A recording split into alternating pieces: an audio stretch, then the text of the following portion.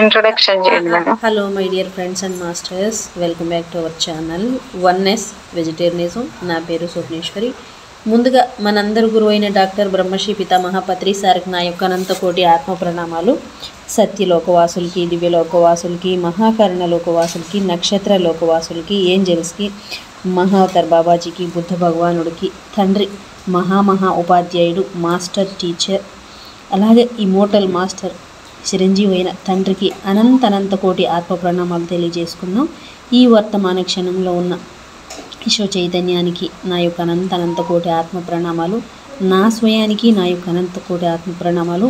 ఇప్పుడు మన ముందుకు రాబోతున్న మాస్టర్ శాంతా మేడం కూడా నా యొక్క అనంత కోటి ఆత్మ ప్రణామాలు తెలియజేసుకుంటూ మరి వెల్కమ్ చేద్దాం. Madam welcome. Madam welcome to our session. Madam over to you madam. Shanta madam. Thank you madam. Thank you. ముందుగా మన గురువు గారైన బ్రహ్మర్షి పితామహ పత్రిశ్వరి గారికి, స్వర్ణమాల పత్రి మేడం గారికి నా అనంత కోటి ఆత్మ ప్రణామాలు, కృతజ్ఞతలు తెలియజేసుకుంటూ విశ్వంలోని గురువులందరికీ కూడా నా ఆత్మ ప్రణామాలు, కృతజ్ఞతలు.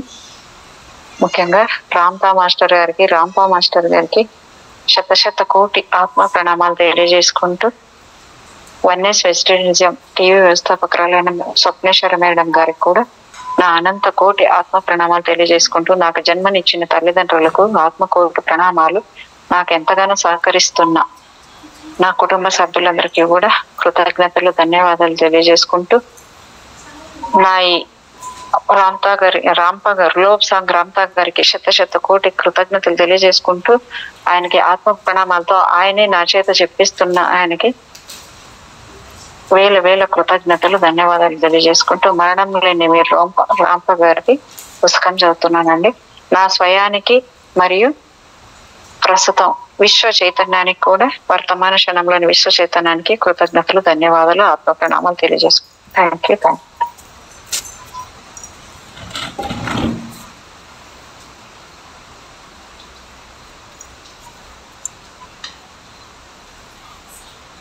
నిన్నటిది కొంచెం చెప్తాను మేడం. టెలిపతి, యోగ దృష్టి లాంటి విద్యలను సాధించిన వాళ్ళు తాము సాధించిన వాటిని ఇంకొకళ్లకు ఎందుకు నిరూపించి చూపించరు అనే అనుమానం మీకు కలుగుతూ ఉండొచ్చు. దీనికి కారణం ఏమిటంటే, మీరు భావగ్రహణాన్ని చేయగలగాలంటే అందుకు తగిన పరిస్థితులు చక్కగా నెలకొని ఉండాలి. మీరు ఒట్టి మోసగాళ్ళని ఓ వ్యక్తి నిరూపించేందుకు కంకణం కట్టుకుని జనంలో కూర్చొని మిమ్మల్ని గమనిస్తూ ఉన్నాడు అనుకోండి, అతడి వద్ద నుంచి వచ్చే బలమైన సంకేతాలు దూరాన్ని నుంచి వస్తున్న బలహీనమైన సంకేతాలను త్రొక్కి పెట్టేస్తూ ఉంటాయి. టెలిపతిని నిరూపించమని మిమ్మల్ని ఎవరైనా అడిగితే వాళ్లతో మీకు ఉత్సాహం లేదు అని చెప్పేయమని మా సలహా. మీకు తెలిసిన విద్యల్ని మీరు ఎవరికి నిరూపించి చూపించనక్కర్లేదని మీకు తెలుసు కదా. మీరు ఉంటున్న వీధి చివరిలో ఒకరు దివ్య దృష్టిని ఉపయోగించి డబ్బులు సంపాదిస్తూ జీవిస్తూ ఉండడాన్ని మీరు గమనించి ఉండవచ్చు. ఇలాంటి వాళ్ళ గురించి కూడా ఇక్కడ మేము కొంత చెప్పదలుచుకున్నాం. చాలా మంది స్త్రీలకి చాలా సార్లు ఈ టెలిపతి శక్తులు అనుభవంలోకి వస్తుంటాయి, కానీ ఇవి స్థిరంగా నిలిచి ఉండవు. ఒక్కోసారి తన అద్భుత శక్తులతో ఖచ్చితంగా జోష్యాలు చెప్పి తన స్నేహితులందరినీ ఇలాంటి వాళ్ళు ఆశ్చర్యచకితులను చేస్తుంటారు. ఆ స్నేహితులు వీళ్ళకి దీన్నే తమ వృత్తిగా స్వీకరించని సలహాలు ఇస్తుంటారు. వీళ్ళ మాటలతో ఉబ్బితబ్బిబ్బైన ఈ స్త్రీలు ఈ వృత్తిని ప్రారంభించి కొంత డబ్బుల్ని కూడా వసూళ్లు చేయగలుగుతారు. తమ సేవ కోసం వచ్చిన వాళ్లతో తాము ఈ రోజు జోష్యాలు చెప్పగలిగిన స్థితిలో లేము అని ఇంటికి ఇలాంటి స్త్రీలు చెప్పుకోలేని పరిస్థితి రావచ్చు. అట్లాంటప్పుడు కొన్ని విషయాలను కల్పించి చెబుతారు. ఇలాంటి వాళ్ళు ఎదుటి వాళ్ళ మనస్తత్వాన్ని అర్థం చేసుకొని వాళ్లకు తగ్గట్టుగా మాటలు చెబుతూ కాలం వెళ్ళదీస్తూ ఉంటారు. ఈ విధంగా వాళ్లకు వచ్చిన విద్య కూడా హరించుకుపోతుంది. అంటే అది మిస్యూజ్ అవుతున్నట్టు కదా మేడం. ఏదైనా చెప్పితే డబ్బుల కోసం ఎప్పుడు మీ స్ఫటికపు బంతులను భవిష్యత్తును వెల్లడి చేసే అట్టముక్కల్ని ఉపయోగించకూడదు. ధనార్జన మొదలవగానే విద్య నశించిపోతుంది. ఆధ్యాత్మిక శక్తులను మీరు ప్రారంభించగానే నాస్తికుల మస్తిష్కాల నుంచి వస్తున్న తీవ్రమైన విద్యుత్ తరంగాలు మీలో అశాంతిని, అలజడిని సృష్టించి మీలో విస్ఫోటాన్ని కలిగిస్తాయి. మీకు ఎన్ని విద్యలు వచ్చినా ఇంకొకళ్లకు చూపించకపోవడమే మంచిదని మా అభిప్రాయం. ఎంత సాధారణంగా మీరు కనిపిస్తే, ఎంత సహజంగా మీరు ఇంకొకళ్ళకి కనిపిస్తుంటే అంత ఎక్కువ ఆధ్యాత్మిక అభివృద్ధిని మీరు సాధించగలుగుతారు. ఈ విద్యలను నిరూపించే ప్రయత్నాన్ని ఒక వంక చేస్తూ ఉంటే మరోవైపు నుంచి నమ్మని వాళ్ళ నుంచి వచ్చే బలమైన అల్లలు మిమ్మల్ని ముంచెత్తుతాయి, గొప్ప హానిని మీకు కలిగిస్తాయి. మీరు నిరంతర సాధనను కొనసాగిస్తూ ఉండాలని మేము మిమ్మల్ని కోరుతున్నాం. సాధనతో పాటు శాంతిని, ప్రశాంతతను మీరు పొందాలని మేము ఆశిస్తున్నాం. ప్రశాంతత లేకపోతే దేనిని మీరు సాధించలేరు. అంతరంగంలో ప్రశాంతతతో ఉండి ఆత్మవిశ్వాసం తోడైతే మీరు దేన్నైనా సాధించవచ్చు. 22వ పాఠము సమదృష్టి అని. మనము ఈ పాఠంలోకి వెళ్లే ముందుగా ఇప్పుడే మా దృష్టిలో వచ్చిన ఒక గొప్ప విషయాన్ని మీతో పంచుకోవాలని అనుకుంటున్నాం. ఇంతకు ముందు పాఠ్యాంశాల్లో మనం చాలా సార్లు విద్యుత్ ప్రసారం మన శరీరంలో కూడా నిరంతరం జరుగుతూ ఉంటుందని, నాడుల ద్వారా అవి ప్రసరిస్తూ అన్ని కండరాలను పని చేయిస్తాయని చెప్పుకుంటూనే ఉన్నాం. ఇక మా దృష్టికి వచ్చిన విషయము ఎలక్ట్రానిక్స్ ఇల్లస్ట్రేటెడ్ పత్రిక జనవరి 1963 సంవత్సరము సంచిక 62వ పేజీలో ఉన్న చక్కటి వ్యాసము. రష్యా వారి అద్భుతమైన ఎలక్ట్రానిక్స్ వస్తు సృష్టి అకాడమీ ఆఫ్ సైన్సెస్ లో డాక్టర్ ఆఫ్ ఇంజనీరింగ్ అయిన ప్రొఫెసర్ కోబ్రిస్. మీకు డిస్టర్బెన్స్ ఏమన్నా కొంచెం అనిపిస్తుంది మేడం. కొంచెం అంటే దానికి ఏం చేయలేము. వర్షం మేడం, నైట్ 1:30 నుంచి పడుతుంది వర్షం, ఫుల్ వర్షం.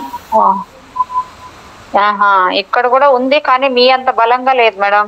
మాకు చాలా ఎక్కువ మేడం, కుంభవృష్టి వర్షం మాకు. అదే అన్నారు కదా, తెల్లారుజాను కూడా కుంభవృష్టి అన్నారు. పడతానే ఉంది, ఇప్పటికీ పడతానే ఉంది. ఎట్లా మేడం అట్లా పడితే జనాల పరిస్థితి ఏంటి? ఏది జరిగినా మనం ఏది జరిగినా ప్రకృతి కరెక్ట్ గానే చేస్తుంది మేడం, జరగాలి. అవును అవును అవును మేడం, అది అసలు దానికి ఇంకా జవాబే లేదులేండి. అది మాత్రం 100% కరెక్ట్. ప్రకృతిని నమ్మాలి.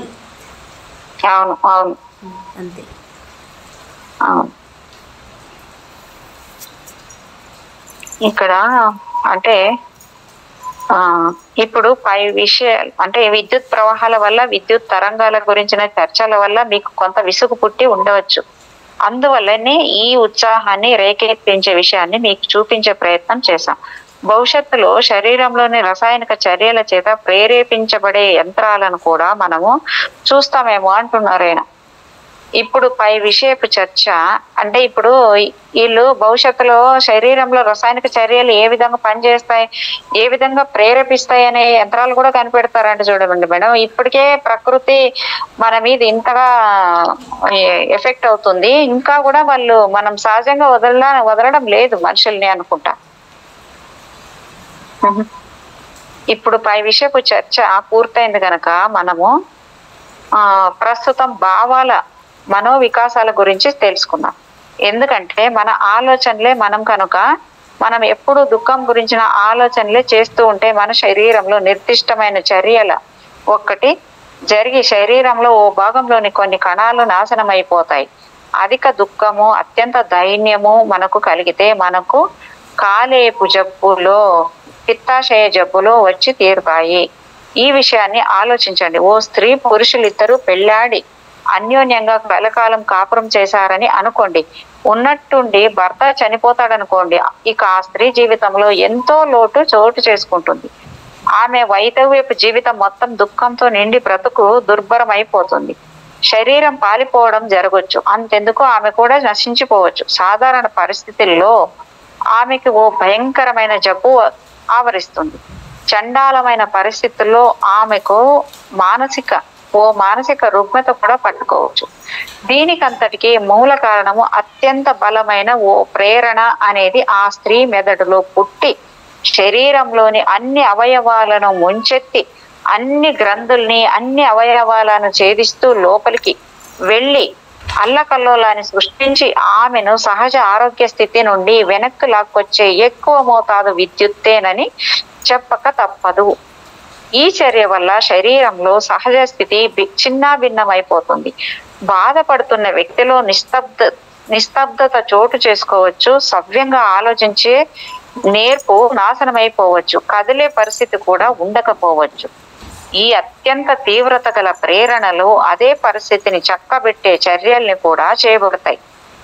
ఉదాహరణకి కన్నీటి గ్రంథుల్ని ఉత్తేజపరిచి అనంతంగా కన్నీటిని తయారు చేయించి శరీరాన్ని ఆరోగ్యంగా ఉంచేందుకు ప్రయత్నాల్ని చేస్తూ ఉంటాయి.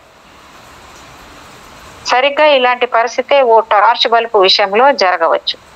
6 వోల్టుల విద్యుత్ శక్తితో పనిచేసే బ్యాటరీ లైట్ బల్బును మార్చి ఓ 3.5 వోల్టులు శక్తితో వెలిగే బల్బును ఆ బ్యాటరీ లైట్ లో అమర్చినప్పుడు ఇలాంటి పరిస్థితిలో టార్చ్ని పనిచేయిస్తే మొదట ఆ బల్బు ప్రకాశవంతంగా వెలిగినా కొద్ది క్షణాల్లోనే మాడిపోవచ్చు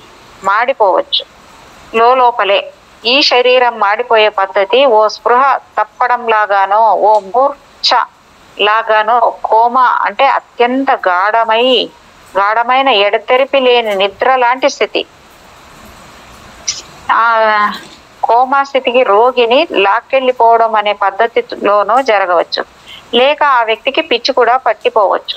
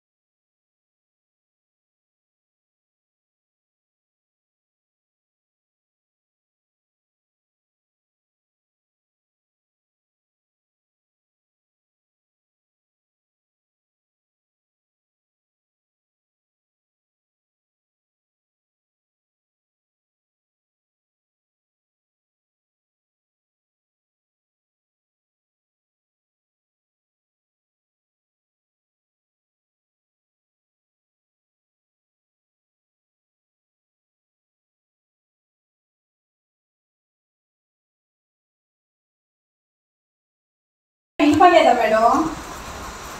అదే వినపడలేదు. నేనేం మీరు ఏది సౌండ్ లేకుండా ఉంటే ఇన్సేపు కొంచెం సౌండ్ వస్తుంది కదా, ఏవి లేకుండా ఉంటే మీరు లైన్ లో ఉన్నారో లేదో అన్నట్టు డౌట్ వచ్చింది. నాకైతే కనిపించదు కదా. Okay okay okay madam. చాలా బాగుంది ఇది. Okay okay okay. మనిషి పరధ్యానంలో ఉన్న అతన్ని చెప్పండి మేడం. ఫోన్ కొంచెం దూరంగా పెట్టి ఛార్జింగ్ లో కొంచెం దూరం కూర్చో. Okay okay okay.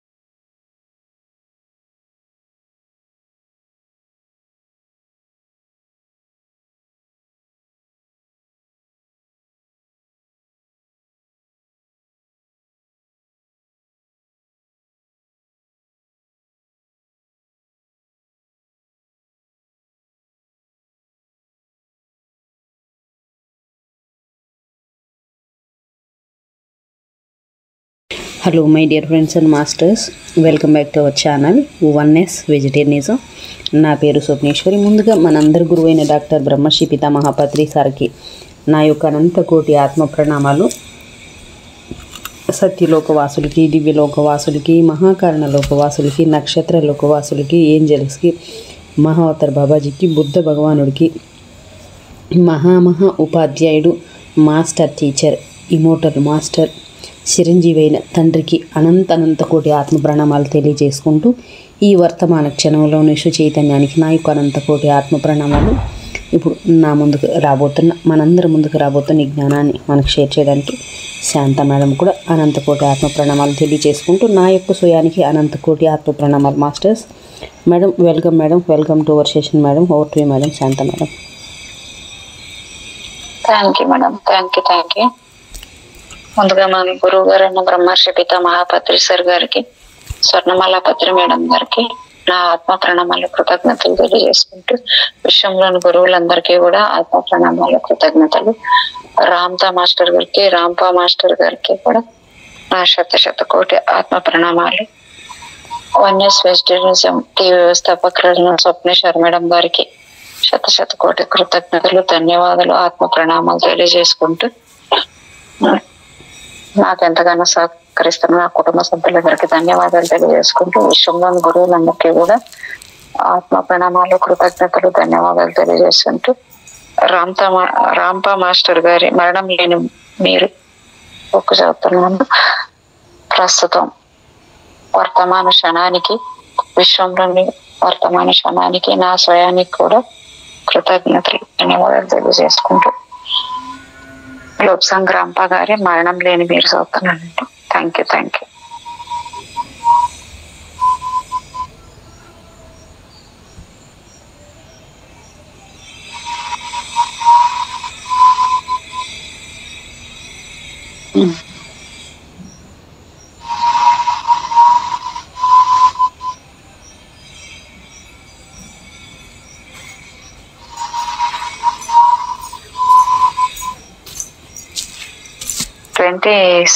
22 కదా మేడం నిన్న చెప్పడము?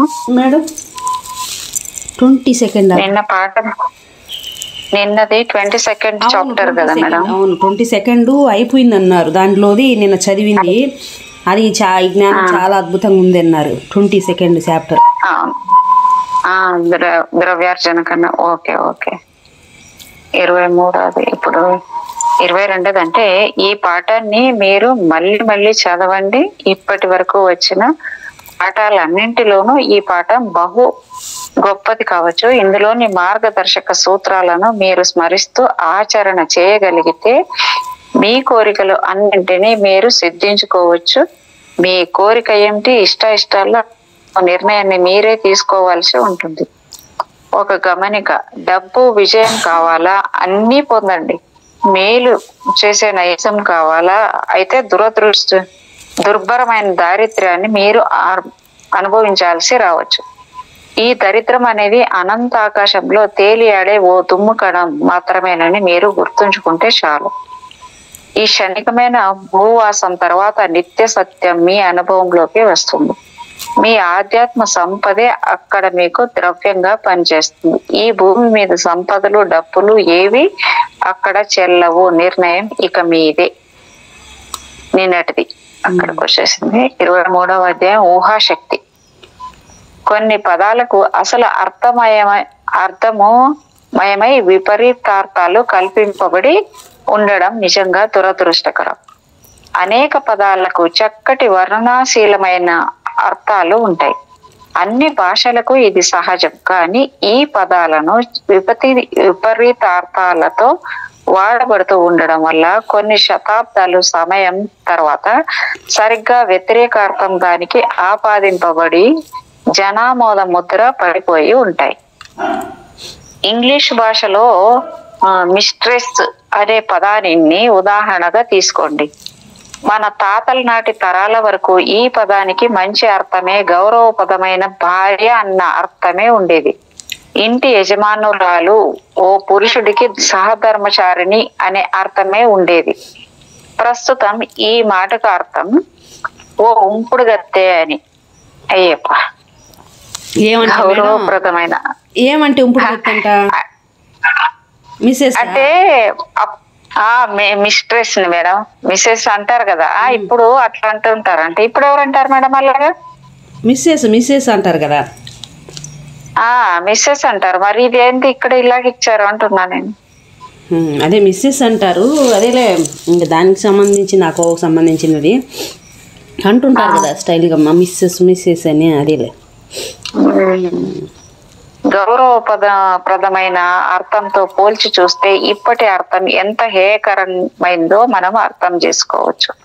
మనం ఇలాంటి స్త్రీలను పురుషులను గురించి మాట్లాడదలుచుకోలేదు. ఈ పాఠంలో పై ఉదాహరణలో సూచించబడినట్లు అర్థం మారిపోయి ఉన్న మరో పదం గురించి మనం చర్చించుకుందాం. ఇమాజినేషన్ అన్న పదానికి ప్రస్తుతం ఆపాదించబడుతున్న అర్థం కూడా పై ఉదాహరణలో లాగానే ఓ అపకీర్తిని స్పష్టం చేస్తుంది. ఇమాజినేషన్ అంటే భావన, ఊహ అని అర్థం. ప్రాచీన కాలంలో ఊహాత్మక స్వభావం ఉన్న వాళ్లను, సున్నిత భావాలను చేయగల వాళ్ళని, కవులని, సంగీతాన్ని, కవిత్వాన్ని సృజించగల వాళ్ళని అనుకుంటూ గౌరవించేవాళ్ళు. నిజానికి చక్కటి ఊహాత్మక స్వభావమే లేకపోతే నాగరికులే ఉండరు. ఇప్పటి వాడుకలో ఈ పదానికి వినిపించే అర్థం ఏమిటంటే, హిస్టీరియా జబ్బుతో నాశనమైపోయి బ్రతుకుతున్న ఓ స్త్రీ తన ఊహల వల్లే పాడయిందని, మానసిక పతనం చెందిన వాళ్ళు కూడా ఈ ఊహల్లోనే ఉంటారని ప్రస్తుతం అర్థం చెప్పబడుతుంది. ఓ వ్యక్తి తన అతీంద్రియ అనుభవాల గురించి చెబుతున్నాడనుకోండి, వినేవాళ్ళు దాన్ని తేలిగ్గా కొట్టిపారేసి ఇదంతా నీ ఊహే, ఇదంతా ఒట్టి భ్రమే, పిచ్చి పిచ్చిగా మాట్లాడకు అనేస్తూ ఉంటారు. కాబట్టి భ్రమ అనే అర్థంతో జత చేయబడి ఈ మాట అంటే ఇమాజినేషన్ అనే పదము వినిపిస్తోంది. ఊహ అనే మాటకు ప్రస్తుతం గొప్ప గౌరవం లేదు. ఆధ్యాత్మిక విద్యలకు సంబంధించిన అనేక అనుభవాలను ఆవరించి ఉన్న అజ్ఞానపు పాఠాలని ఛేదించేందుకు ఉపయోగపడే ఏకైక సాధనం ఈ ఊహ. ఇచ్ఛాశక్తి అంటే విల్ పవర్ కి ఊహకు యుద్ధం జరిగితే చివరకు ఊహే గెలుస్తుందని తెలివైన వాళ్ళు చెబుతూ ఉంటారు. చాలా మంది తమకున్న ఇచ్ఛాశక్తిని గురించి, దేనికి భయపడిన తమ ధైర్య స్వభావాన్ని గురించి చెప్పుకొని గర్విస్తుంటారు. వినేవాళ్ళు విసుక్కుంటూ ఉంటే తమ విల్ పవర్ తో తాము ఏ పనినైనా చెయ్యగలమని ప్రజ్ఞలను పలుకుతూ ఉంటారు. నిజానికి ఊహాశక్తి యొక్క సహకారం లేకపోతే ఇచ్ఛాశక్తితో తాము ఏమీ సాధించలేరని వాళ్లకు తెలియదు. ఏదో ఒక సమయంలో ఇచ్ఛాశక్తి ఎక్కువ అవసరం ఉంటుందని ఊహాశక్తిని నమ్మించి ఉండడం వల్ల రూపుదిద్దుకున్న సంఘటనలనే వీళ్ళు బడాయిగా చెప్పుకుంటారు. ఇచ్ఛాశక్తి కంటే ఊహాశక్తే గొప్పది. ఊహాశక్తి కన్నా గొప్ప శక్తి ఏదీ లేదు. ఊహాశక్తి సహకారం లేకపోతే ఒట్టి ఇచ్ఛాశక్తితోనే పనులు జరుగుతాయేమోననే అపోహ మీకు ఇంకా తొలగిపోకుండా ఉందా? అయితే ఇది గమనించండి. ఊహాత్మకమైన ఓ ఉదాహరణని పరిశీలిద్దాం. ఆధునికంగా పనిచేసే పద్ధతి ఇదే కదూ. ఇదే జన సంచారం, వాహన సంచారం లేని ఓ వీధిని ఊహించండి. ఈ వీధి పూర్తిగా మన కోసమే అలా నిర్మానుష్యంగా ట్రాఫిక్ కూడా ఏమీ లేకుండా ఉందని అనుకోండి. ఈ వీధి ఇవతలి ప్రక్క నుంచి అవతలి ప్రక్క వరకు మనం పెయింట్ తో రోడ్డు మీద ఓ 2 లేక మీకు అడుగుల ప్రదేశం నచ్చితే 3 అడుగుల వెడల్పు ఉండేట్టు ఓ పట్టీని మనము గీసామని అనుకోండి. ఇప్పుడు ఆ పట్టీ మీద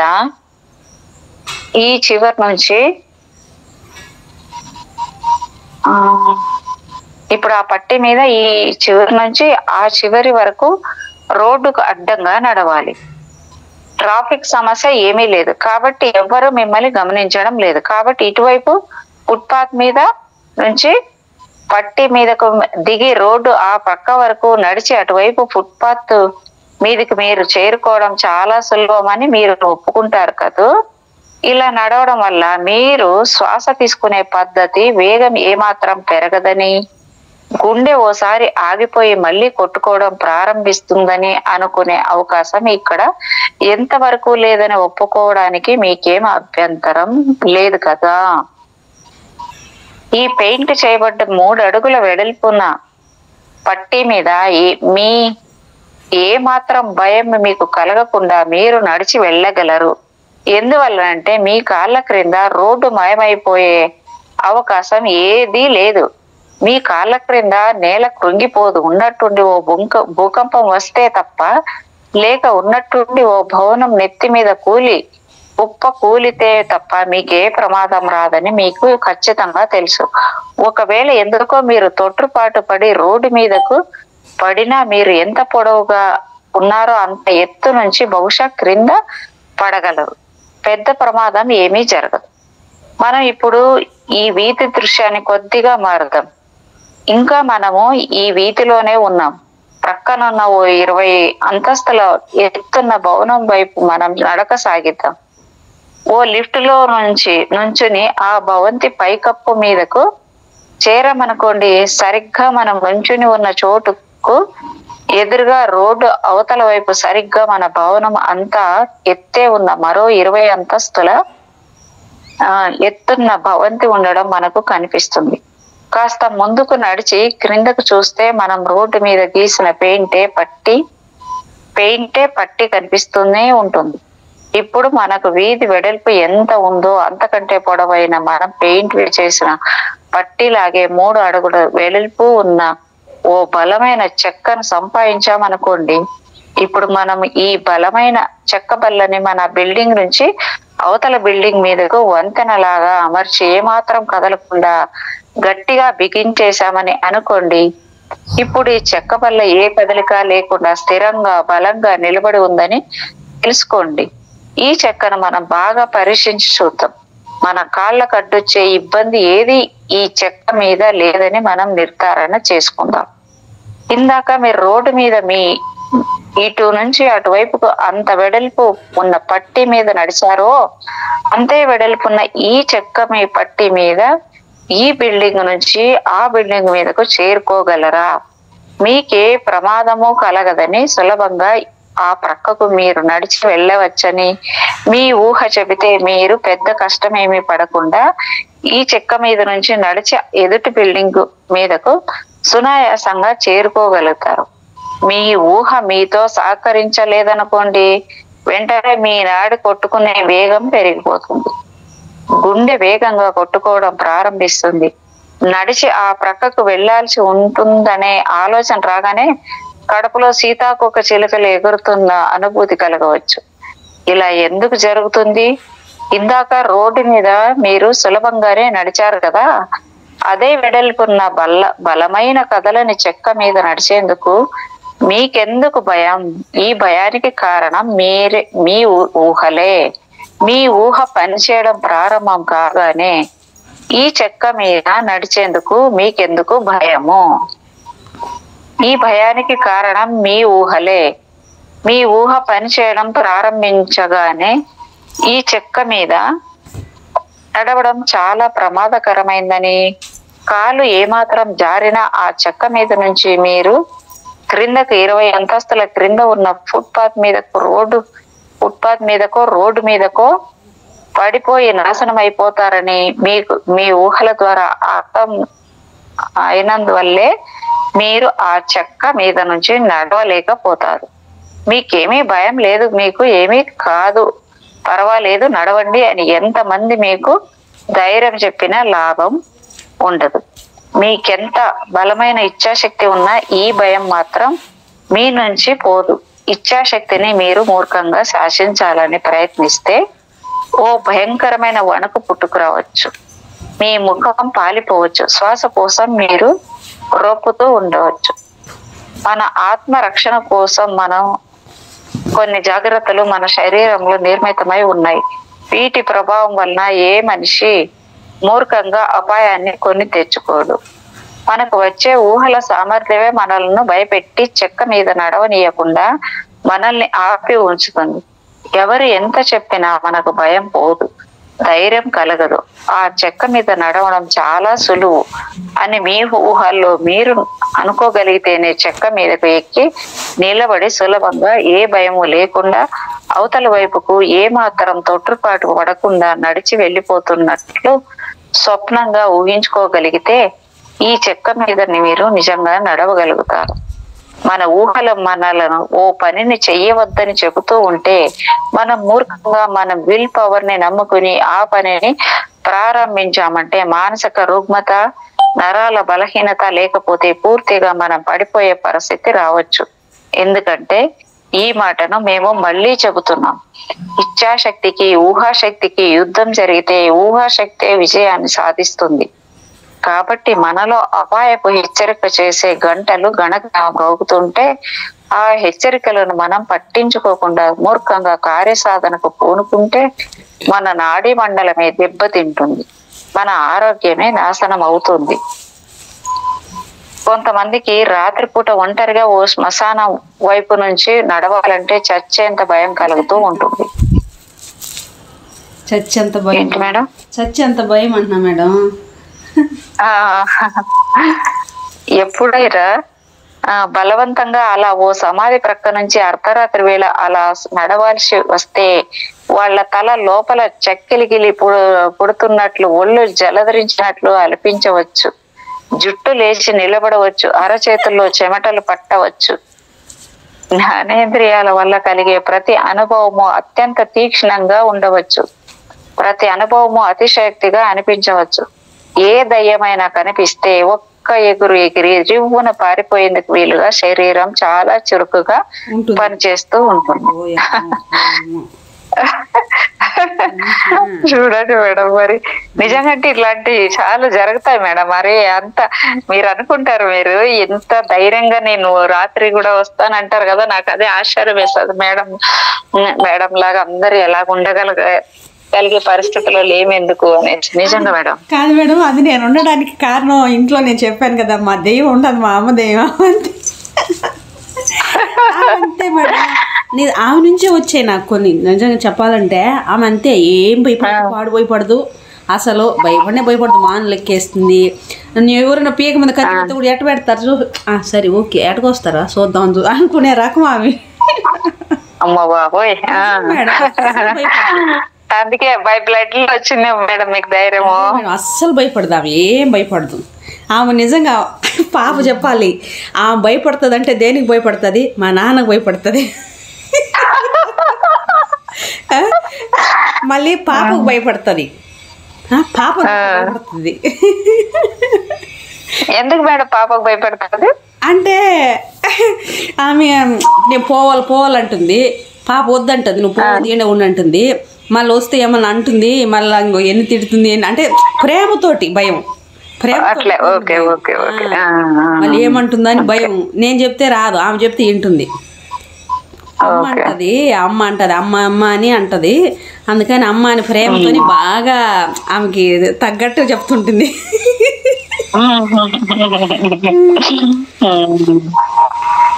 చేసే పని మీద ఇష్టం లేని వాళ్లకు, బలవంతం మీద పనులు చేస్తున్న వాళ్లకు అచేతన మస్తిష్కం నుంచి ఓ పనిని తప్పించుకునే యంత్రాంగం వెలికి వస్తూ ఉంటుంది. మన ప్రమేయం ఏమీ లేకుండా అచేతనంగా జరిగే ఈ యంత్రాంగ చర్యలు ఒక్కోసారి భయంకరమైన ఫలితాలను సృష్టిస్తుంటాయి. ఒక విధంగా ఇది కీడులో మేలు అని అనుకోవచ్చు. ఎందుకంటే కొన్ని హెచ్చరికలను మనం పట్టించుకోకుండా ఉన్నట్టయితే మానసిక ఆరోగ్యం పూర్తిగా దెబ్బతింటుంది. ఒక యథార్థ సంఘటనను మేము మీకు ఇక్కడ చెప్పదలుచుకున్నాం. ఇది మా ప్రత్యక్ష అనుభవం, గమనించండి. మాకు తెలిసిన ఒక ఆయన ఎక్కువ నుంచునే పని చేస్తూ ఉండేవాడు. లెడ్జర్లలో లెక్కల్ని వ్రాస్తూ ఉండడమే ఆయన చేస్తున్న ఉద్యోగం. ఇలాంటి పనిని కూర్చుని చేసే కంటే నుంచుని చేస్తేనే సుఖంగా ఉంటుంది. ఈయన పనిని చక్కగా నిర్వర్తించేవాడు. కానీ ఈయనకు ఓ అర్థం లేని భయం ఉండేది. తాను చేస్తున్న లెక్కల్లో ఎప్పుడో ఒక తప్పు జరగొచ్చని, అప్పుడు అందరూ తనని కంపెనీలో తప్పు లెక్కలు రాసి డబ్బులను దొంగిలించి మోసం చేస్తున్నట్టు నిందేస్తారేమోనని. నిజానికి ఈయన చాలా నిజాయితీతో శ్రద్ధగా పనిచేసే స్వభావం గల మనిషి. నిజాయితీ మూర్తిభవించినట్టు ఉండేవాడు. హోటల్లోని అగ్గిపుల్లను కూడా తీసుకెళ్లేవాడు కూడా. బస్సులో ఎవరైనా న్యూస్ పేపర్ వదిలేసి లేచిపోయినా ఆ పేపర్ ను కూడా ముట్టుకునేవాడు కాడు. తన నిజాయితీని గురించి యజమానికి తెలియదేమోనని అనుకుని విపరీతంగా దిగులు పడిపోతూ ఉండేవాడు. ఇలా అనేక సంవత్సరాల పాటు అంతులేని భయాన్ని తనలో నింపుకుని ఈయన పని చేస్తూ గడిపాడు. వేరే ఉద్యోగం చేసుకుంటే బాగుంటుందా అని తన భార్యతో చర్చలు జరిపాడు. కానీ ఆమె వీల్లేదని ఖచ్చితంగా చెప్పేసింది. విధి లేక ఆ ఉద్యోగంలోనే కొనసాగుతున్నాడు. చివరికి ఈయన ఊహాశక్తి పనిచేయడం ప్రారంభించింది. మొదట్లో ఈయనకి జీర్ణకోశంలో అల్సర్లు వచ్చాయి. జాగ్రత్తగా మందులు వాడి భోజన పద్ధతులు మార్చుకుని ఆ అల్సర్లను పోగొట్టుకోగలిగాడు. మళ్ళీ తన డెస్క్ ముందు నుంచుని పని చేయడం కొనసాగించసాగాడు. ఒకరోజు ఉన్నట్టుండి ఓ అద్భుతమైన ఆలోచన అతడికి కలిగింది.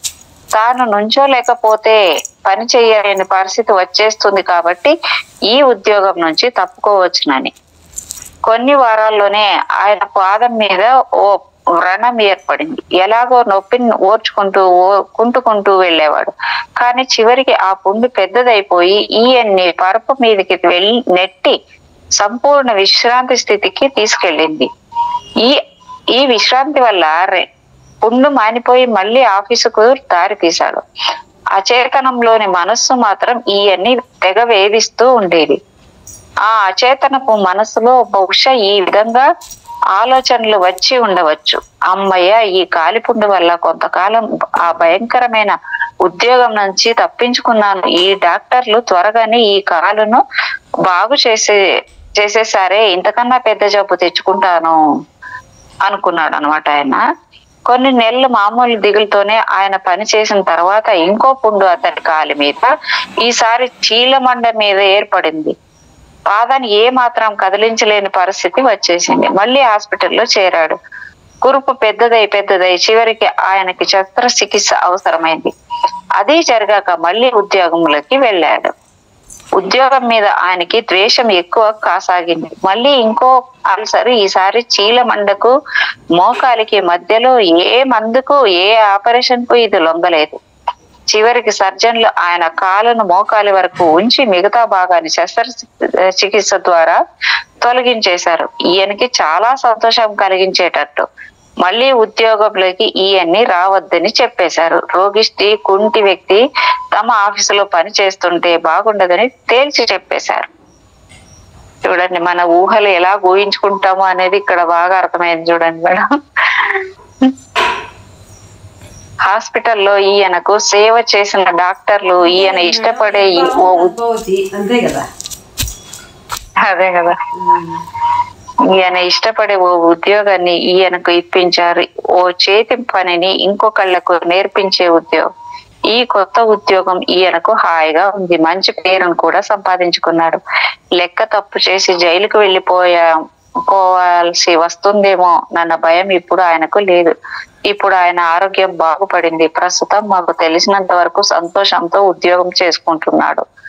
ఇదో చివరి దశను చేరుకున్న సంగతి కావచ్చు, కానీ ఒకసారి గమనించండి, రక్తపు పోటు బాగా ఎక్కువైపోయి అల్సర్లతో బాధపడుతున్న, ఉద్యోగాలు చేయడానికి భయపడుతున్న, తమకు అవమానం జరుగుతుందేమోనన్న భయంతో కృంగిపోతున్న అనేక మందిని మీరు చూస్తూనే ఉంటారు. అన్నట్టు ఈ అల్సర్లు ఎక్కువగా ఎగ్జిక్యూటివ్స్ కే వస్తుంటాయని అందరికీ విదితమే కదా.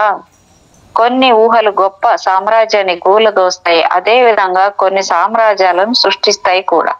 గుర్తుంచుకోండి, మీ ఊహాశక్తి మీద మీ పట్టును మీరు సంపాదించుకోగలిగితే మీకేం కావాలన్నా సంపాదించుకోగలుగుతారు. ఈ ఊహాశక్తి మనం శాసిస్తే పని చేయదు. ఊహాశక్తి పలానా విధంగా పని చేయాలని మీరు నిర్దేశించాలంటే వీలు పడదు. ఎందుకంటే ఈ ఊహాశక్తి ఓ కంచరగాడిదలాగానే మొండికెత్తుతుంది. కంచరగాడిదను మీరు నడిపించవచ్చు, కానీ స్వారీ చేసేందుకు మాత్రం కుదరదు. ఈ ఊహాశక్తిని కూడా మనతో స్నేహంగా ఉన్న ఓ కంచరగాడిదను నడిపించినట్టే నడిపించవచ్చు, కానీ ఊహలతో స్వారీ చేయడం మాత్రం కుదిరే పని కాదు. ఎంతో సాధనతో ఊహల మీద కొంత అదుపును పోటీ పెడితే ఊహనే గెలుస్తుంది, ఇచ్చే ఓడిపోతుంది. అవునా మేడం? అవును మేడం, అవును. ఊహల మీద అదుపును సాధించడానికి మీరేం చేయాలి? ఇదంతా ఓ విశ్వాసం మీద, అభ్యాసం మీద ఆధారపడి ఉంటుంది. మీకు ఏ భయాన్నో అయిష్టతను రేకెత్తించే ఓ పరిస్థితిని ఊహించండి. తర్వాత నుంచి విశ్వాసంతోనో ఎవరేం చేసినా చెయ్యకపోయినా ఆ పనిని చేయగలరని నమ్మే మీకు కలిగేట్టు చేయమని ఊహాశక్తిని బ్రతిమాలో బయటపడండి. మీరు అందరిలాంటి వాళ్ళు కారని, ఓ ప్రత్యేకమైన వ్యక్తిత్వం ఉన్న వ్యక్తిగా మిమ్మల్ని గుర్తించమని మీ ఊహాశక్తిని బ్రతిమలుకోండి. మీకు తగిన ఏ పద్ధతిని ఆచరించినా పర్వాలేదు. మీకోసమే, మీ వైపే మీ ఊహాశక్తి పని చేస్తూ ఉంటే చాలు. ఇప్పుడు మనం మన మొదటి రోడ్డు దాటే ఉదాహరణలోకి వద్దాం. వీధికి అడ్డంగా నేల మీద పరిచి ఉన్న ఓ 2 అడుగుల చెక్క పలక మీద మనము చాలా సులభంగా నడిచిపోగలమని నిర్ధారణ చేసుకున్నాం. తర్వాత మీకున్న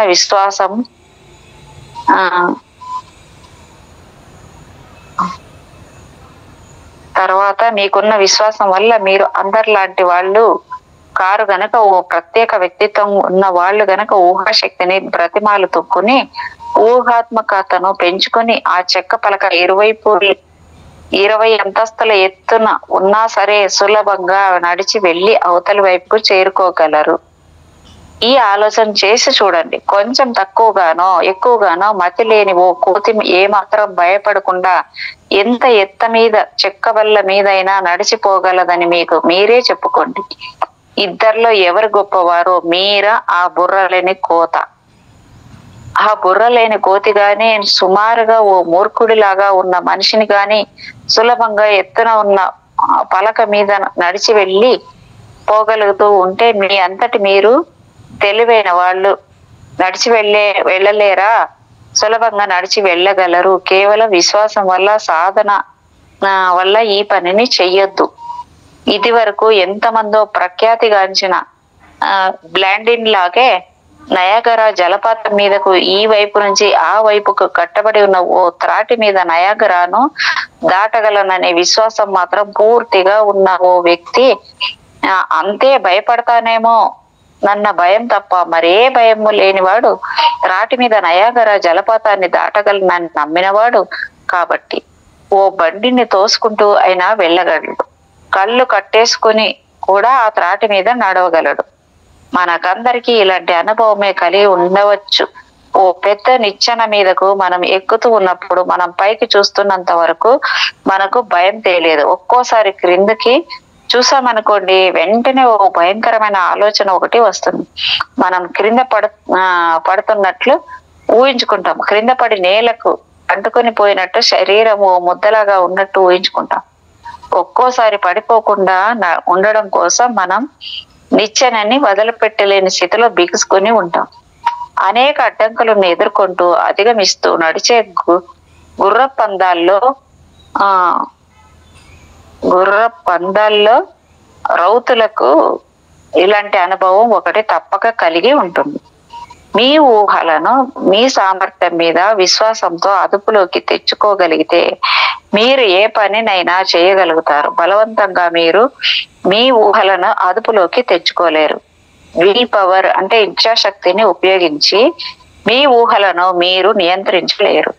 అలాంటి ప్రయత్నాన్ని మీరు చేస్తే నరాల జబ్బులతో మీరు బాధపడాల్సి వస్తుంది. మీ ఆలోచనలను మీరే గుర్తించాలని గుర్తుపెట్టుకోండి. మీ ఊహలను మీరే అదుపు చేసుకోవాలి. ఇష్టం వచ్చినట్లు మీ ఊహలని ఉరుకులెత్తిస్తే మీకు అపజయం తప్పదు. మీ ఊహశక్తిని మీరు సరిగ్గా ఉపయోగించుకుంటే మీరు ఇది వరకు దాదాపు అసంభవాలని అనుకున్న పనులన్నింటినీ సులభంగా నిర్వర్తించగలరు. కాబట్టి ముందుగా అసంభవం అనేది ఏదీ లేదని నమ్మండి. మేడం, ఇక్కడికి చాప్టర్ అయిపోయింది. క్లోజ్ చేయమంటారా లేకపోతే కంటిన్యూ చేయమంటారా మేడం? మేడం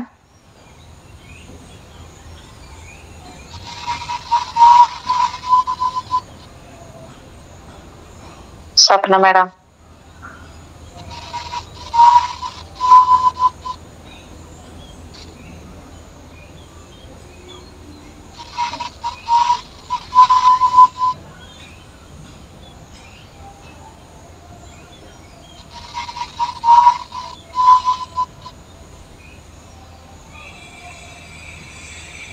స్వప్న మేడం,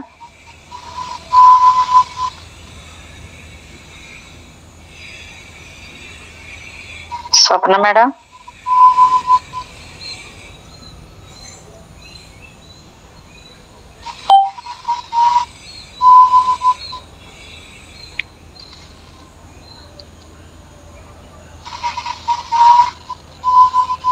స్వప్న మేడం.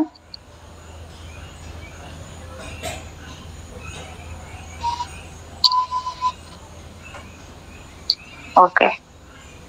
కర్మ సిద్ధాంతం గురించి అందరం వినే ఉంటాం. వేదాంతానికి సంబంధించిన అనేక విషయాలను వర్ణించే మాటలకు సంస్కృత బ్రాహ్మణ శబ్దాలనే దురదృష్టవశాత్తు ఎక్కువగా ఉపయోగిస్తూ ఉంటారు.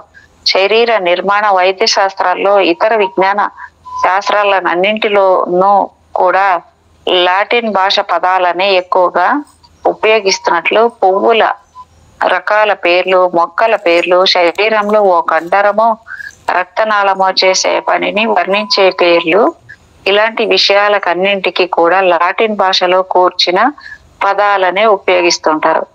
ఈ ఆనవాయితీ విజ్ఞాన శాస్త్ర ప్రచారాల్లో మొదటి నుంచి ఉంది. తమకు తెలిసిన విజ్ఞానాన్ని డాక్టర్లు తమ వద్దే ఉంచుకునే ప్రయత్నాన్ని చేసేవాళ్ళు. అప్పటి డాక్టర్లు నిజంగా ఉపయోగింపదగిన విజ్ఞానం ఉండేది. విధిగా అందరూ లాటిన్ భాషను అధ్యయనం చేయవలసి వచ్చేది. డాక్టర్లు కాని వాళ్లకు, చదువు రాని వాళ్లకు అర్థం కాకుండా ఉండేలా అప్పటి డాక్టర్లు తమ వైద్య విద్యలో ఎక్కువగా లాటిన్ భాష మాటలనే వాడుతూ ఉండేవాళ్ళు. ఈ ఆచారం ఇప్పటికీ ఇలాగే కొనసాగుతుంది.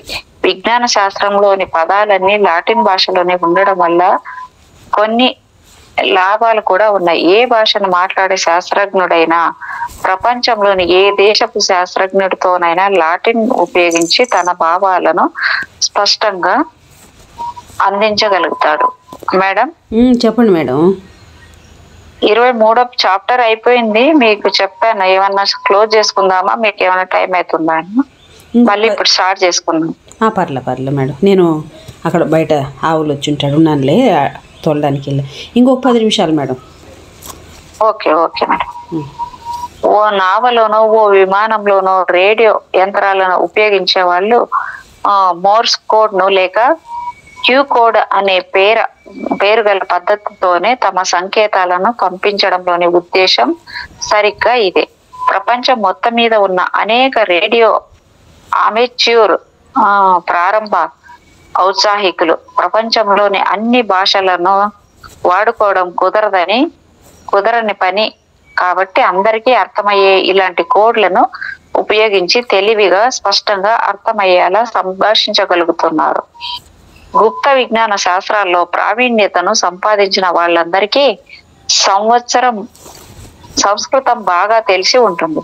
కాబట్టి కర్మ అనే మాట వినబడగానే జరిగే ప్రతి పనికి ఉన్న కారణం, పని తర్వాత కనిపించే ఫలితం, ఈ రెండింటిని అనుసంధానం చేసి ఓ సిద్ధాంతం స్ఫురణకు వచ్చి తీరుతుంది.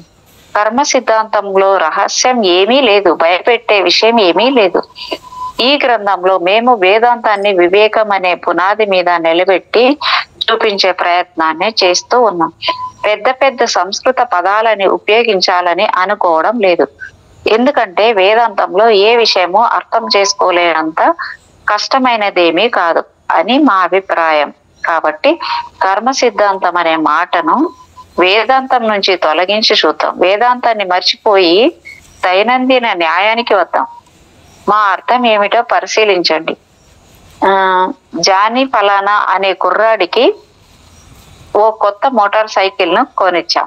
అత్యంత శక్తివంతమైన ఆ బండి మీద కూర్చుని గొప్ప శబ్దాన్ని చేస్తూ ఉంటే జానీకి ఒళ్ళు పులకరిస్తూ ఉంటుంది. ఊరికే కూర్చోవడం మాత్రమే కాదు, మెల్లగా క్లచ్ ని వదిలిపెట్టి ఆ బండిని మొదట నెమ్మదిగా ఉత్సాహం ఎక్కువయ్యే కొద్దీ ఇంకా వేగంగా, ప్రమాద సూచికలను కూడా గమనించకుండా వేగంతో నడుపుతూ ఉంటాడు. ఉన్నట్టండి జానీ వెనక ఓ పోలీస్ సైరన్ వినిపిస్తుంది. ఓ పోలీస్ కారు జానీ మోటార్ సైకిల్ ని దాటి వెళ్లి అతన్ని రోడ్డు పక్కకు ఆగేలా చేస్తుంది. మన జానీ అయిష్టంగానే బండిని ఆపి అయిష్టంగానే దిగి పోలీస్ విధించే స్పీడ్ జరిమానా కోసం ఎదురు చూస్తూ ఉంటాడు. జనాలు తిరిగే రోడ్డు మీద నిర్ణయింపబడిన వేగం కంటే ఎక్కువ వేగంతో బండిని నడపడమే జానీ చేసిన నేరం. ఈ చిన్న ఉదాహరణలో మనం కొన్ని న్యాయాలను దర్శించాం. నిర్ణయింపబడిన వేగం కంటే ఎక్కువ వేగంతో బండిని నడపకూడదు అనేది ఒక న్యాయం. జానీ ఆ న్యాయాన్ని ఉల్లంఘించాడు కాబట్టి అతడికి ఓ దండన విధింపబడుతుంది. జానీ ఆ శిక్షలో భాగంగా కోర్టుకు వెళ్లి జరిమానాను కట్టాల్సి వస్తుంది. ఇంకో ఉదాహరణ కావాలా? సరే, బిల్ జేమ్స్ అనే మనిషి ఒకడున్నాడు. సోమరిపోతూ, పని చేయాలంటే ఇష్టం లేదు, కానీ బాగా డబ్బులను ఖర్చు పెట్టేంత ఓ గర్ల్ ఫ్రెండ్ మాత్రం ఉంది అతనికి. ఆ పిల్ల ఆశల్ని బిల్ జేమ్స్ తీరుస్తున్నంత వరకు ఆ పిల్ల వీడి దగ్గరే ఉంటుంది. బిల్ జేమ్స్ డబ్బులను ఎలా సంపాదిస్తున్నాడో ఆ పిల్లకు అనవసరం. తాను కోరినవన్నీ అతడు కొనిస్తే చాలు కాబట్టి. ఓ సాయంత్రం ఓ షాపును దోచుకోవాలని అలా తెచ్చిన డబ్బులతో తన గర్ల్ ఫ్రెండ్ కోరిన వస్తువుల్ని కొనివచ్చని బిల్ జేమ్స్ అనుకుని బయలుదేరాడు. మింక్ కోట, వజ్రాలు పొదిగిన ప్లాటినం చేతి వాచి ఏదైనా పర్వాలేదు, తన గర్ల్ ఫ్రెండ్ ఏం కోరుకుంటుందో అదే. బిల్ జేమ్స్ దొంగతనం చేయడానికి వెళ్తున్నాడని ఆ గర్ల్ ఫ్రెండ్ కు తెలుసు. దొంగతనానికి ఎంచుకున్న షాపు ముందు అటు ఇటు తిరుగుతూ లోపలికి ఎలా దూరాలా అని అతను ఆలోచిస్తున్నాడు. ఓ కిటికీలో నుంచి లోపలికి వెళ్లేందుకు నిశ్చయించుకున్నాడు. బాగా అలవాటు ఉన్న ఏతుల్లో జేబులోంచి ఓ చాకుని తీసి కిటికీ లోపలికి తోసి లోపల ఉన్న గడిని ప్రక్కకు తప్పించేశాడు. కిటికీని పైకెత్తి ఒక్క క్షణం ఆగాడు. తాను శబ్దం ఏమైనా చేశాడా, చుట్టుపక్కల ఎవరైనా ఉన్నారా తృప్తిపడి కిటికీలోంచి ఎక్కి షాప్ లోపలికి దిగాడు. శబ్దం చేయకుండా తనకు కావలసిన వస్తువులను తీసుకుంటున్నాడు. పెట్టెలలోంచి నగలను, ఓ జేబు నిండా రిస్ట్ వాచీలను నింపుకున్నాడు. కేషియర్ పెట్టెలోంచి చాలా నోట్ల కట్టలను తీసుకున్నాడు. అక్కడికి చాలనుకుని మళ్ళీ కిటికీ వద్దకొచ్చి బయటికి తొంగి చూశాడు. బయట ఎవరూ లేరు. బిల్ జేమ్స్ తన బూట్లను ఎత్తి చేత్తో పట్టుకుని ఓ తలుపు వైపు నడిచాడు. కిటికీలోంచి దూరి వెళ్లే కన్నా తలుపులోంచే సులభమని నిశ్చయించుకుని కిటికీలోంచి దూరేప్పుడు దొంగిలించిన కొన్ని వస్తువులు గీసుకొని పాడవచ్చు కూడా. తలుపు తీసి మెల్లగా బయటకు చేరుకున్నాడు. చీకట్లోకి 4 అడుగులు వేశాడో లేదో, స్టాప్, కదిలితే తుపాకీ పేలుతుంది. బిల్ జేమ్స్ భయంతో బిగుసుకుపోయాడు. పోలీసులు తుపాకీ పేల్చేందుకు సందేహించారని అతడికి తెలుసు. అతడి ముఖం మీదకి ఓ టార్చ్ వెలుతురు పడింది. బిల్ జేమ్స్ నెమ్మదిగా చేతులెత్తేశాడు. పోలీసులు 4 చుట్టూ మూగారు. బిల్ జేమ్స్ కొత్త ఆయుధాలు ఏవీ లేవని నిర్ధారణ చేసుకుని అతడు దొంగిలించిన వస్తువులన్నింటినీ బయటకు లాగారు.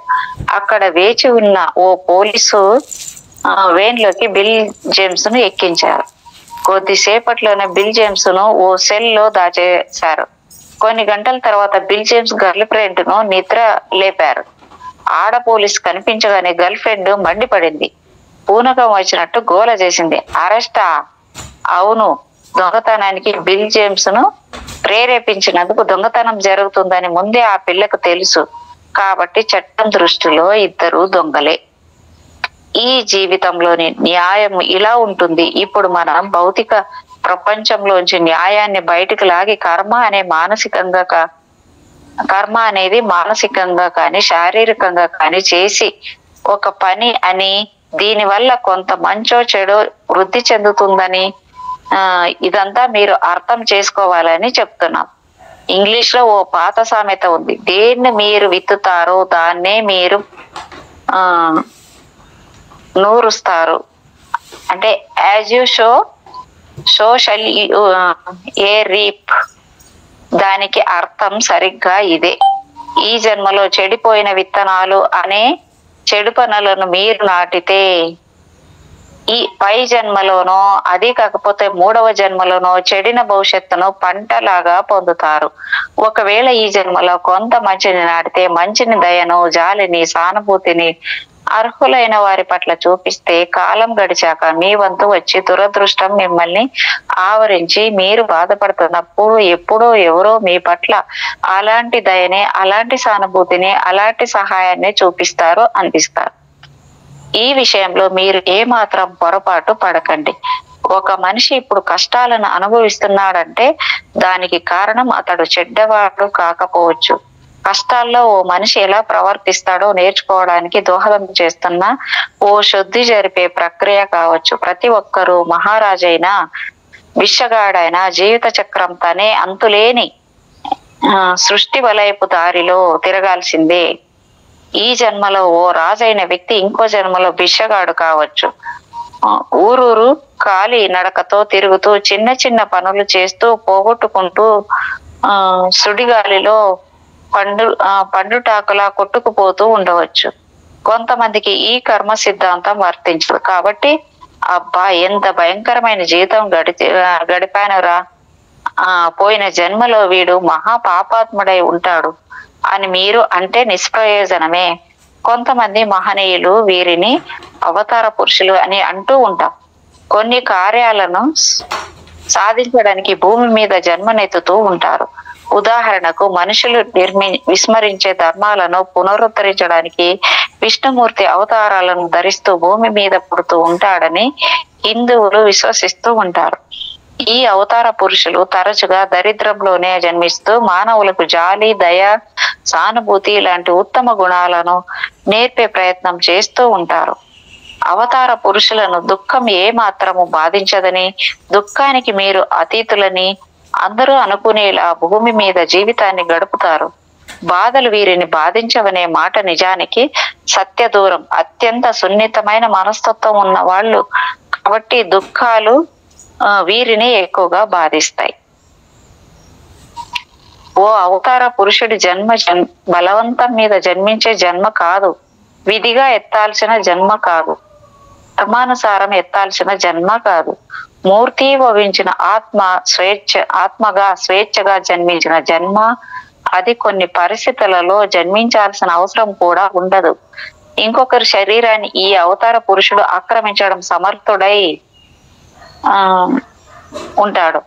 మేము మత విశ్వాసాలనే కాలి మీద పుండ్ల మీద తొక్కి ఎవరిని బాధించదలచడం లేదు. కానీ మళ్ళీ ఒకసారి పరిశుద్ధ గ్రంథాలని అంటే బైబిల్ని జాగ్రత్తగా పరిశీలిస్తే రక్షకుడు అంటే జీసస్ ఓ మనిషిగా జోసెఫ్ మేరీలకు జన్మించిన కాలాంతరంలో జీసస్ పెద్దవాడైన తర్వాత నిర్జనారణ్యంలో క్రీస్తు ఆత్మ రక్షకుడికి ఆత్మ క్రిందకు దిగి వచ్చి జీసస్ శరీరం నిండా నిండిందని మనం గ్రహించవచ్చు. ఇంకో రకంగా చెప్పాలంటే వేరొక ఆత్మ వచ్చి తనను ఆహ్వానిస్తున్న జోసెఫ్ మేరీల కుమారుడైన జీసస్ శరీరాన్ని ఆవహించిందని మనము తెలుసుకోవచ్చు. కొంతమంది స్వార్థపరుల వల్ల ఈ భూమి మీద ఎన్నో దురదృష్టకరమైన సంఘటనలు, అంతులేని దరిద్రము ఏర్పడుతున్నాయి అని మేము అనుకోవడం లేదు కనుకే ఈ మాట చెబుతున్నాం. సత్యం ఏమిటంటే దురదృష్టం వల్ల, దరిద్రం వల్ల ఏం సాధించవచ్చో నేర్పడానికే, తద్వారా మనకు ఎంతో మేలు చేయడానికే వీళ్ళు జన్మిస్తున్నారు. మనం చేసే ప్రతి పని వల్ల కొన్ని సంభవిస్తూ ఉంటాయి. ఆలోచన అనేది ఓ విలువైన శక్తి. మీ ఆలోచన ఎలా ఉంటుందో మీరు అలాగే ఉంటారు. పవిత్రమైన ఆలోచనలు మీరు చేస్తూ ఉంటే మీరు పవిత్రులే అవుతారు. కామం గురించి మీరు ఆలోచిస్తూ ఉంటే మీరు కాముకులే అయిపోయి మలినులవుతారు. అంతేకాక మీరు భూమి మీదకు మళ్ళీ తిరిగి వస్తూ ఉండవలసి వస్తుంది. మీలో కోరికలు, మంచి ఆలోచనల వల్ల, నిర్మలత్వం వల్ల నశించిపోయే వరకు ఈ జన్మల పరంపర నుంచి మీరు తప్పించుకోలేరు. ఏ మనిషి నాశనమైపోరు. అనంతంగా శిక్షణ అనుభవించేంత చెడ్డవాళ్ళు ఎవ్వరూ లేరు. అంతులేని నరకం అనేది మతాధికారులు తమ అనుచరులను తమ వద్దే కట్టి పడేసుకునేందుకు ఉపయోగిస్తున్న ఓ ఉపకరణం మాత్రమే. అనంతమైన కష్టాల గురించి, శాశ్వతమైన నరకం గురించి క్రీస్తు బోధించలేదు. ఓ మనిషి పశ్చాత్తాపడిన తర్వాత, శోధన జరిగిన తర్వాత ఆ మనిషి రక్షింపబడతాడని, ఉద్ధరింపబడే అవకాశం అతనికి మళ్ళీ ఇవ్వబడుతుందని క్రీస్తు బోధించాడు. అప్పులు చేస్తూ చేసిన రుణాలను తీర్చుకుంటూ ఉండే పద్ధతిని కర్మ అంటాం. మీరు ఒక దుకాణంలోకి వెళ్ళి కొన్ని వస్తువుల్ని తెచ్చుకుంటే ఈ రుణాన్ని మీరు ద్రవ్యంతోనే తీర్చాల్సి ఉంటుంది. ఈ బాకీ చెల్లుబడి అయ్యేంత వరకు మీరు రుణగ్రస్తులయ్యే ఉంటారు. కొన్ని దేశాల న్యాయం ప్రకారము మీరు అప్పు తీర్చలేకపోతే మిమ్మల్ని అరెస్ట్ చేసిన తర్వాత మాత్రమే దివాలా ఎత్తినట్టు ప్రకటిస్తారు. ప్రతి ఒక్కరూ విముక్తులు కావలసి ఉంటుంది. ఎవరైనా సరే అప్పులు తీర్చాల్సిందే, ఒక్క అవతార పురుషుడు తప్ప. ఈ మహనీయుడికి కర్మ లభించదు. అవతార పురుషుడికి కర్మ సిద్ధాంతం వర్తించదు. కాబట్టి అవతార పురుషులు కాని వారందరూ ఈ భూమి మీద ఓ మంచి జీవితాన్ని గడిపే ప్రయత్నాన్ని చేసి కేవలం తాత్కాలికమైన ఈ జీవితాన్ని కాస్త తగ్గించుకోవచ్చు. ఇతర గ్రహాలపై ఉత్తమ లోకాల్లో జన్మనెత్తి ఇక్కడ కన్నా సంతోషంగా ఉండవచ్చు. మనతో హద్దు మీరిన వాళ్ళని మనం క్షమించాలి. అలాగే ఎవరి దగ్గర మనం హద్దు మీరుతామో వాళ్లను క్షమాపణ కోరాలి. సత్కర్మ చేయడానికి మంచి మార్గం ఏమిటంటే, ఎవరు మన కోసం ఏం చేస్తే మనకు సంతోషం కలుగుతుందో అలాంటి వాటిని మనం ఇతరుల కోసం సంతోషం కోసం చేస్తుండడం. కర్మను మనలో కొందరే తప్పించుకోగలరు. మనం అప్పు చేసి మళ్ళీ దానిని తీర్చాలి. మనం ఇంకొకళ్ళకి మంచి చేస్తాం, వాళ్ళు మనకు మంచిని చేయాల్సి వస్తుంది. మనకు మంచి జరిగితే బాగుంటుంది కాబట్టి మనమే ముందుగా ఇతరుల మేలును కోరుకోవాలి. వాళ్ళ మీద దయ చూపించాలి.